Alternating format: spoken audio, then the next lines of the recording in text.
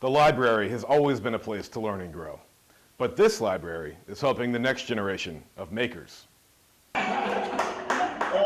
Sisak is experiencing one of life's great pleasures for the first time, scratching his back with a hand he's never had. I've never been able to do that. After walking into the downtown library a few months back, the 39-year-old dad stumbled upon the Innovations Lab, a creative and collaborative space where tech-savvy librarians work with community members to make designs come to life.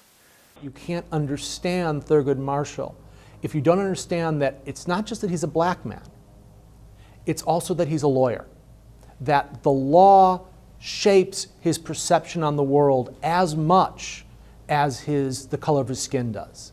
Thurgood used to say, I don't need to put my hand in front of my face to know what color I am. He knew that he was black. He knew the situation he faced. He had grown up in a Jim Crow South. He had seen in travels right after law school the destruction of a community that segregation brought about. But at the same time, it was his training as a lawyer that gave him the lens by which he understood these events, by which he understood these situations, and that gave him a way to fight them. Thurgood believed in the law. He believed in the Constitution. He believed that the American legal, political, constitutional system was fundamentally sound, but that it had a cancer on it.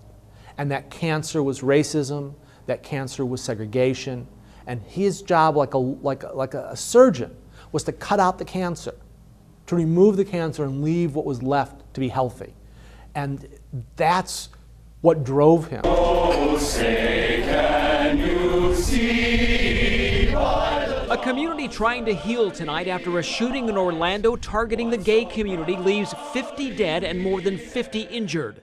My son was at the nightclub with his boyfriend and other friends. And I know that his boyfriend has been shot multiple times and is in the emergency room.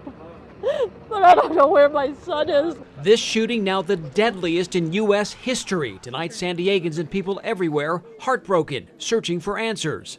All of us together here.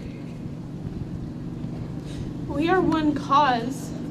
We want the same things. Now officials piece together a motive and try to make sense of it all as we work to move forward as a country.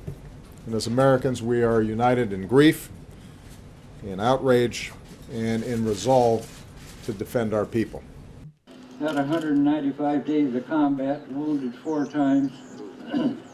Normandy, we jumped 6 hours before they hit the beaches, fought for 37 days there.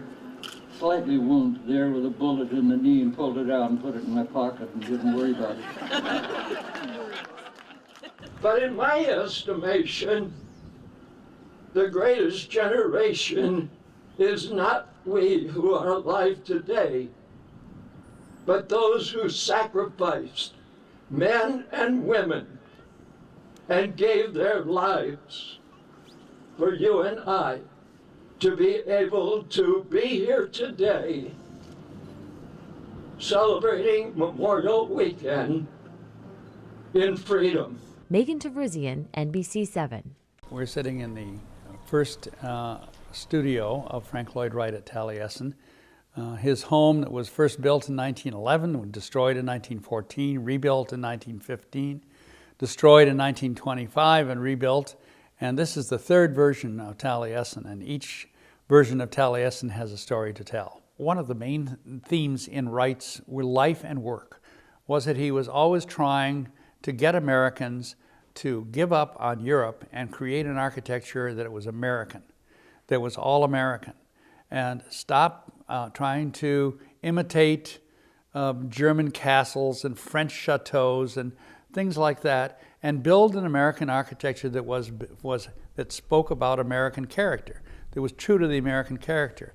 And he really believed that the future of architecture was going to be in the Midwest and the West, because the East Coast was really hopeless, that they were still so enamored with Europe, they would never give up on it. They'd continue to build European styles and historical styles instead of adventurous modern American styles.